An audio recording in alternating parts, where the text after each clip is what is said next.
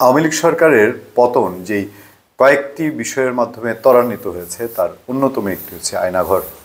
লোকচক্ষের আড়ালে থাকা এই আয়নাঘর বাংলাদেশে প্রথম মানুষের নজর কাড়ে।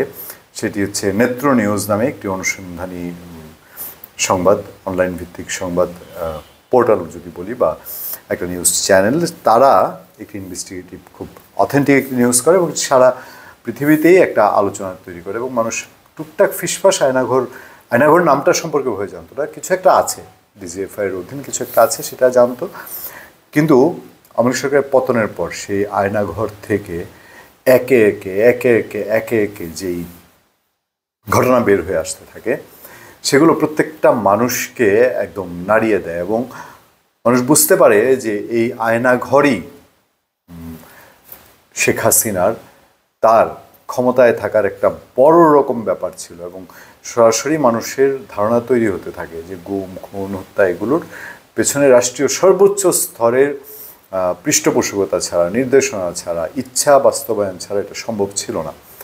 আমি অনেকগুলো বিষয়ের দিকে নজর রাখতে গিয়ে আমরা পেশাগত কারণেই কিছু কেস স্টাডির সম্মুখীন হয়েছে। এমনও জেনেছি যে স্বামীকে তুলে নেওয়া গেছে, বিএনপি করতো, স্বামীকে তুলে নিয়ে গেছে, খোঁজ খবর ডিবি টিবি ঘুরে টুরে শেষ একেবারে বুঝতে পেরেছে যে কেউ না কেউ আইনশৃঙ্খলা বাহিনী তুলে নিয়ে গেছে, পাওয়াই যায়নি বা যে আদ্যবধি পাওয়া যায়নি।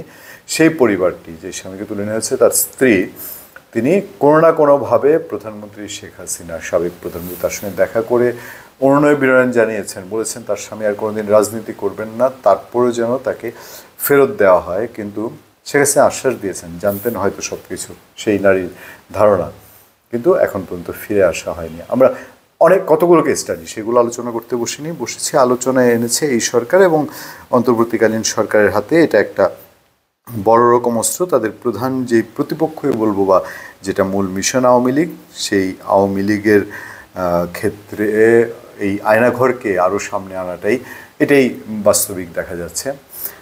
প্রথম আলো হেডলাইন হচ্ছে শিগগিরই আয়নাঘর পরিদর্শনে যাবেন প্রধান উপদেষ্টা। এর অনেক আগেই ডিসিশন হয়েছে।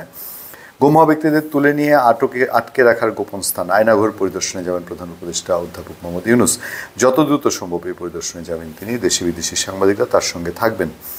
বৃহস্পতিবার প্রধান উপদেষ্টার সভাপতিত্বে উপদেষ্টা পরিষদের বৈঠকের সিদ্ধান্ত হয়। প্রধান উপদেষ্টা প্রেস উইং এ তথ্য জানিয়েছে। বৈঠকে পবিত্র রমজানে দ্রব্যমূল্য স্থিতিশীল রাখতে টিসিবির মাধ্যমে পণ্য বিতরণ, ব্যাপক হারে আমদানি ও সুষ্ঠু সরবরাহ নিশ্চিত করতে গৃহীত পদক্ষেপ নিয়ে আলোচনা হয়েছে। রমজানে লোডশেডিং না রাখা এবং বিদ্যুৎ সরবরাহ স্বাভাবিক রাখার বিষয়ে আলোচনা হয়।